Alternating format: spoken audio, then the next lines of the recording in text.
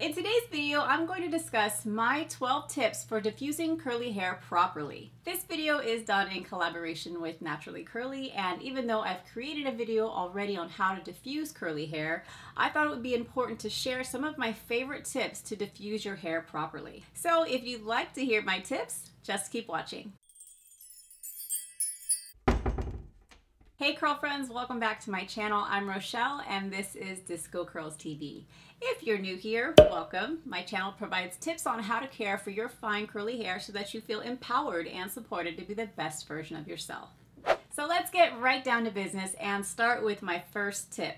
Number 1, apply your stylers prior to diffusing. Now this may sound like common sense to most of you, but if you are new on your curly hair journey, transitioning from relaxing, or maybe just a mom or dad with straight hair that have a child with curly hair trying to figure it all out, this might all be foreign to you. I like to apply a leave-in conditioner, a curl cream for moisture, and a gel for hold, but this will be different for many of you. If you have wavier hair, you might use something more lightweight like a mousse. Number 2, create your part prior to diffusing. This rule also applies for air drying. I can't tell you how many times I've tried to part my hair after it's been dry and watched my part flip right back to where it was originally. And even though you're going to be tilting and flipping your head throughout this whole diffusing process, I find that a part will keep it right where you need it. Now, if you're someone that doesn't wear a part, you can always flip your head forward and comb all of your hair forward, scrunch it, and then diffuse. Number 3, wait a bit to diffuse. Now, maybe not everybody does it this way, but I personally think this is a great tip. After my stylers are applied, I actually put on my makeup and then get dressed and then start diffusing. And that whole process takes about a good 20 to 30 minutes. It gives me just enough time to let my products marinate in my hair and cut down on my diffusing time. Number 4, if you always have flat roots, slip a few duckbill clips to add a natural lift prior to diffusing. Number 5, do not use the highest heat setting on your blow dryer. I personally like to alternate between the cool heat setting and the cold burst button right here. It takes forever, but it ensures that I do not dry out my hair. Additionally, try not to use the highest speed setting.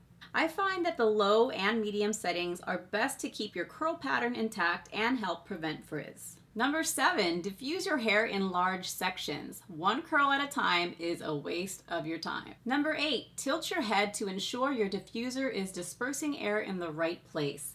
Keeping your head straight is only going to dry your ends and not give you any volume. Number 9, for maximum volume, dry hair upside down. I like to do this towards the end of my diffusing cycle, and I do a gentle pumping motion holding my curls up towards my scalp. Number 10, stop diffusing when your hair is 80% dry and let your hair air dry for the remainder of the time. Number 11, avoid using your hands on your curls until your hair is 100% dry. I know it's so tempting to touch your curls while you're diffusing, but try not to. I know I'm so guilty of it from time to time. But if you keep your hands off during the diffusing process, this will help keep the curl pattern in place and help reduce frizz. Once the hair is dry, you are free to fluff. If frizz is your main concern, only shake out the roots. If you are a volume diva, fluff them roots, bust out the pig, and shake out your head. I've actually seen a lot of people take this off after their hair is dry, use the high speed setting, and give it a once over just to kind of create more volume. I don't think it works for fine curly hair personally, because when I did it, it was like flattening out my roots again, and it was just stretched and dry and frizzy, so it really didn't work for me. Maybe if I had a different haircut, a shorter afro, that would work, but it did not work for me. Well, that's gonna wrap up this video. I'd love to hear from all of you about your favorite tips for diffusing down below in the comments. If you're new to my fine curly crew, I'd love to have you subscribe so that you never miss another one of my videos. And don't forget to turn on the notification bell so that you are properly notified of when I post new content. Thank you all so much for watching. Don't forget to like, comment, share, and subscribe, and I'll see you on the next one.